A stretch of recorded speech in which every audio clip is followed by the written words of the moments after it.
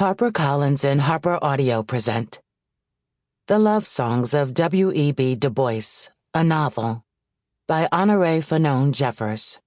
Performed by Adenrele Ojo, Karen Chilton, and Prentice Onayemi. A note before we begin. For a family tree, don't forget to download the accompanying enhancement PDF from your audiobook provider, or go directly to www.harpercollins.com/audio/The Love Songs of W.E.B. Du Bois. For James William Richardson, Jr. and Sidonie Colette Jeffers, brother and sister, heart and heart. And for my mother, Dr. Trellie Lee James Jeffers, who gave me our land and our people.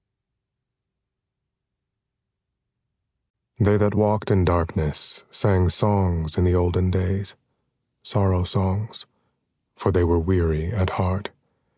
And so before each thought that I have written in this book, I have set a phrase, a haunting echo of these weird old songs in which the soul of the black slave spoke to men.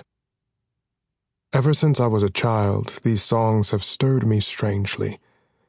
They came out of the South, unknown to me, one by one, and yet at once I knew them as of me and of mine. W.E.B. Du Bois, of the Sorrow Songs. Song. We are the earth, the land, the tongue that speaks and trips on the names of the dead as it dares to tell these stories of a woman's line, her people and her dirt, her trees, her water. We knew this woman before she became a woman. We knew her before she was born. We sang to her in her mother's womb. We sang then and we sing now.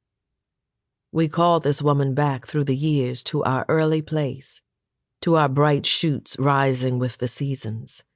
We know her mingled people, how they started off as sacred hummed verses.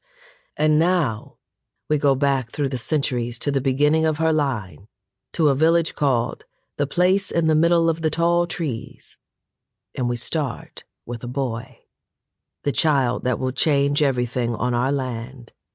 Wait. We know you have questions, such as, if we tell the story of a woman's line, why would we begin with a boy? And to your wonder we counter, we could have begun with a bird's call, or with a stalk of corn, with a cone from a tree or a tendril of green. All these things lead back to this woman's line, whether we mention them or not. Yet, since our story does not follow a straight path, we travel to places here and across the water, we must keep to the guidance of time, to the one who first walked past a tall, grass-covered mound in a particular place in the woods. And we have questions as well, for, despite our authority, we cannot know everything.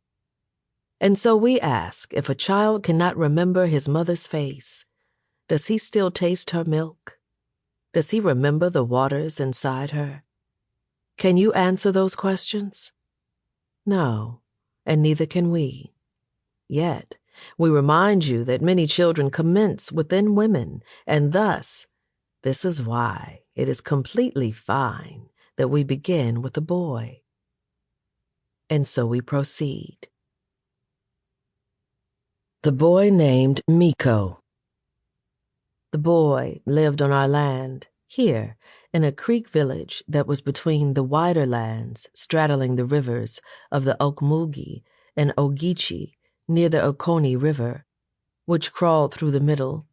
Though Miko had playmates among the children of his village, he was an unhappy little boy, for he felt the tugging of 3 sets of hands. Whenever this tugging began, he felt confused and miserable. There were the hands of his father, a Scottish deerskin trader named Dylan Cornell. They were the hands of his mother, Nayla, a Creek woman who belonged to a clan of the highest status in their village, the Wind clan. The little boy's parents were yet alive, but the hands that pulled at him the strongest Sample complete. Ready to continue?